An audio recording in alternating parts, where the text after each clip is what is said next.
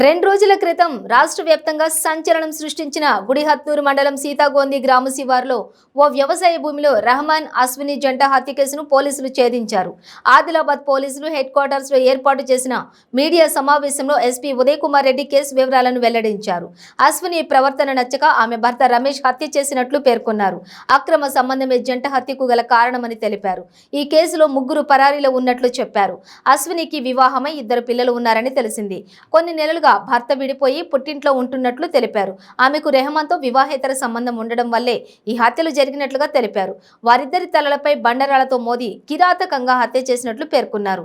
ఈ సమావేశంలో DSP Nagender, సిఐలు Nile, Chandramouli, ఎస్ఐలు పాల్గొన్నారు.